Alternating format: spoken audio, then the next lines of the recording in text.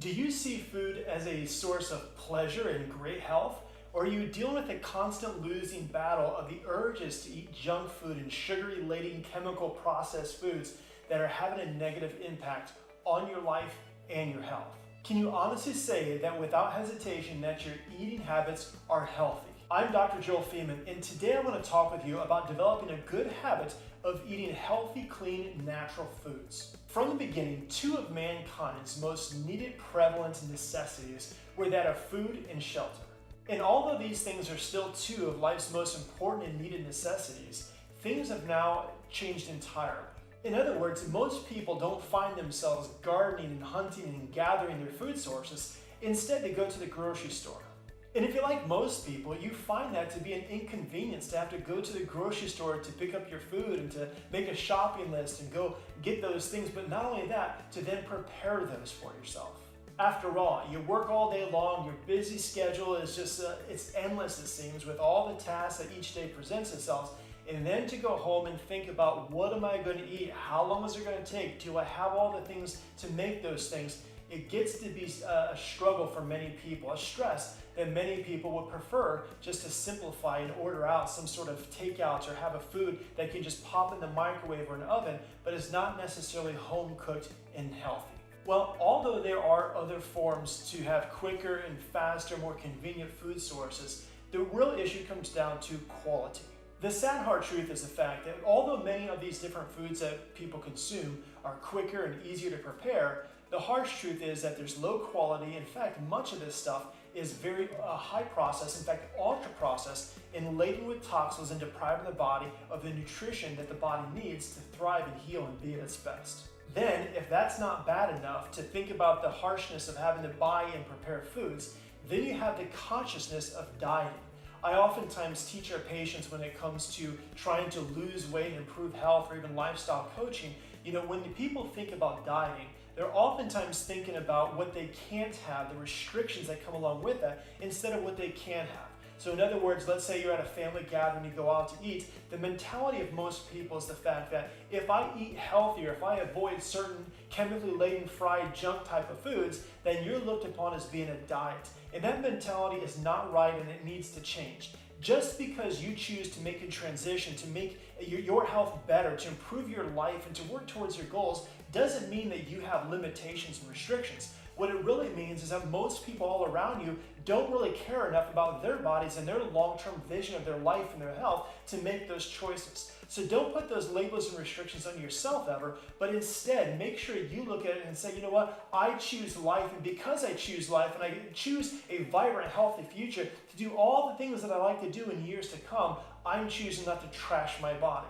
You see, and that's the mentality you have to take and the approach you have to take in order to really develop the habits, is not looking at it like I'm eating healthy because this is a period of time where I'm doing something to lose weight or better my health and then go back to those same old habits. The real issue is you want long-term, sustainable, improved health, weight loss, and better, more sustainable lifestyle. So let's talk about a few things that you can do to develop a better habit when it comes to your relationship with food. The first thing you want to do is plan. Now, there are many different steps and methods that you can go through planning this thing, but the reality is just have a plan. Try to think through and think of what you want to eat, maybe for a week or 2 weeks or even a month. And then develop the schedule. And that planning, that scheduling is not just going to help you to know what you want to eat, but you can even take it a step further and develop habits as far as when you eat those things. That can vary based off of maybe when your family's together, your friends. You can, plan a certain dish or a meal when that happens or when those times occur. The other thing that can happen is maybe you want to prepare something, but it takes more time.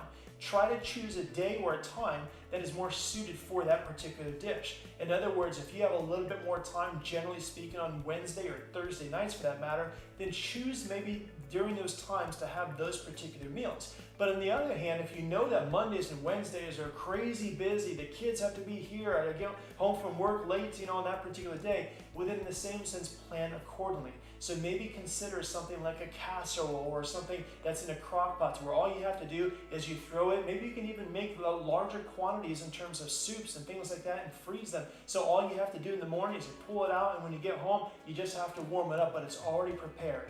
You see, planning, although some people don't like to do that, if you plan it well, it actually creates a greater ease and reduces your stress. And you know without a doubt that not just for the sake of what you're going to buy at the grocery store, how much it's going to cost, but also how long it's going to take to prepare, and it just simplifies everything.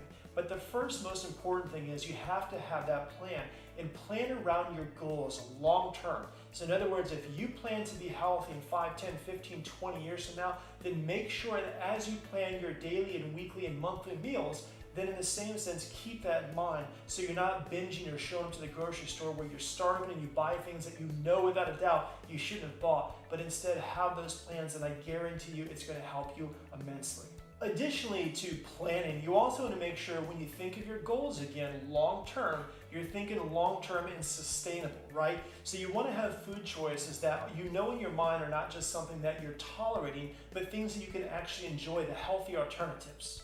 And to get back to that whole consciousness also about dieting is never again think of yourself because you eat healthy or you're restricting yourself from unhealthy, junk processed, chemically laden foods that will damage your life and your health and take you further from your goals. Don't ever consider yourself one who diets. Consider yourself, once again, the type of person who chooses life, and therefore, because that's your choice, your dominant choice that you're working towards, you're going to choose things that will help to promote and build that life. When it comes to sugar, most people in today's day and age know that sugar is not bad. In fact, it's horrible for the body. Now's not the time to talk about all the negative effects of sugar, but definitely decrease, if not completely eliminate, the unnecessary refined sugars from your daily diet. Instead, look for those things like stevia and other natural sweeteners that you can still get that sweet taste, but in the same sense, not have to compromise. It's also, for many people, beneficial in terms of their cardiovascular and overall healing to have at least 2 fish meals every single week.